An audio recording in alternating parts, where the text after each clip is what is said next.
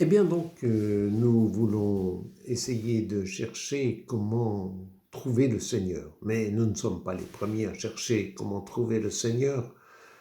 Pour continuer notre méditation, je vais lire la parole d'Isaïe. Isaïe, c'est un prophète qui a vécu 5 à 600 ans avant le Christ. Donc, vous voyez, ce n'est pas d'aujourd'hui qu'on cherche comment rencontrer le Seigneur.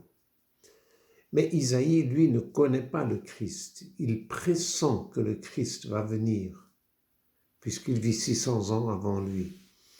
Mais il pressent qu'il va venir parce qu'il est prophète. Mais seulement, à son époque, il ne sait pas trop comment le Seigneur va venir. Mais il implore le Seigneur de venir parce qu'il a vraiment le désir de rencontrer le Seigneur.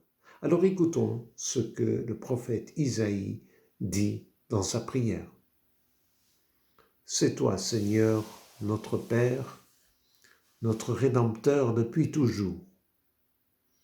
Tel est ton nom. Pourquoi, Seigneur, nous laisserais-tu errer hors de tes chemins? Pourquoi laisser nos cœurs s'endurcir et ne plus te craindre? Reviens à cause de tes serviteurs, des tribus de ton héritage. Ah, si tu déchirais les cieux, si tu descendais, les montagnes seraient ébranlées devant ta face. Voici que tu es descendu, les montagnes furent ébranlées devant ta face. Jamais on m'a entendu, jamais on n'a ouï dire, nul œil n'a jamais vu un autre Dieu que toi agir ainsi pour celui qui t'attend. Tu viens rencontrer celui qui pratique avec joie la justice, qui se souvient de toi en suivant tes chemins. Tu étais irrité, mais nous avons encore péché et nous sommes égarés. Tous nous étions comme des gens impurs, et tous nos actes justes n'étaient que linge souillé. Tous nous étions desséchés comme des feuilles, et nos fautes, comme le vent, nous emportaient. Personne n'invoque plus ton nom, nul ne se réveille pour prendre appui sur toi. Car tu nous as caché ton visage, tu nous as livrés au pouvoir de nos fautes. Mais maintenant, Seigneur, c'est toi notre Père. Nous sommes l'argile, c'est toi qui nous façonnes. Nous sommes tous l'ouvrage de ta main. Parole du Seigneur. Donc vous voyez bien, Isaïe, il voudrait que le Seigneur intervienne de nouveau dans ce peuple d'Israël. Il sait, Isaïe, que Dieu est intervenu dans ce peuple pour le sauver de l'esclavage d'Égypte. Il sait les grandes choses que Dieu a fait pour son peuple, mais il semble que Dieu n'agit plus beaucoup en son temps lorsque Isaïe parle. Il semble, pour Isaïe, si vous voulez, que le Seigneur s'est un peu comme endormi ou qu'il aurait un peu oublié son peuple. Alors le Seigneur, le prophète, crie, il faut de nouveau intervenir pour nous. Ah, si tu déchirais les cieux, si tu descendais du ciel pour intervenir sur la terre. Voilà l'idée d'Isaïe. Eh bien, cela va arriver, mais il faudra attendre encore 600 ans avec le Christ.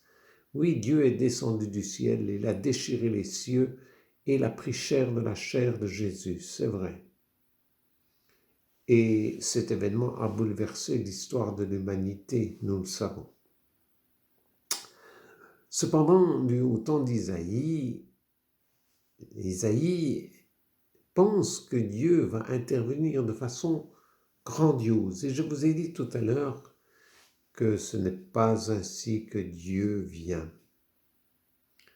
Ce n'est pas dans la foudre, dans les choses spectaculaires, dans les tremblements de terre, dans les choses grandioses que le Seigneur vient.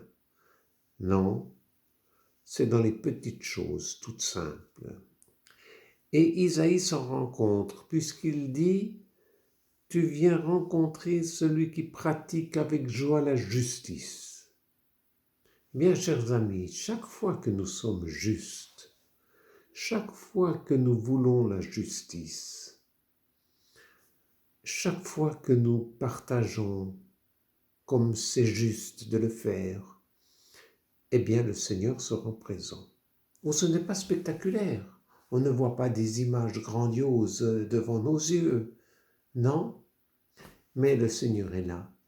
Là où il y a la charité, là où il y a l'amour, se révèle la présence du Seigneur.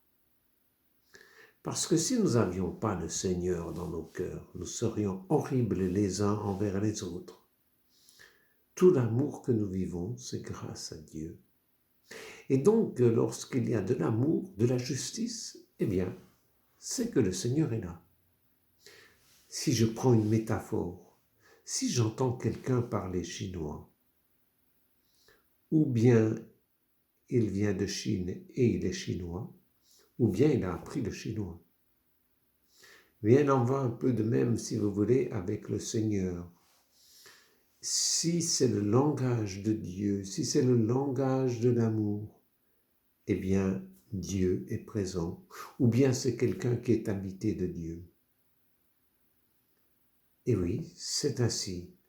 Alors évidemment, on peut se poser la question comme Isaïe, mais pourquoi ce n'est pas plus spectaculaire, Seigneur? Nous aimerions que tu te manifestes davantage, nous serions comme ça sûrs, nous n'aurions pas de doute. Mais ce que le Seigneur veut, c'est pas supprimer nos doutes. Ce que le Seigneur veut, c'est que nous l'aimions. Et c'est pour cela qu'il est discret. C'est pour cela qu'il ne s'impose pas comme l'éclair, comme s'il déchirait les cieux. C'est ce qu'Isaïe va comprendre, c'est ce que le peuple ancien va comprendre. Le Seigneur naît dans une crèche tout simplement.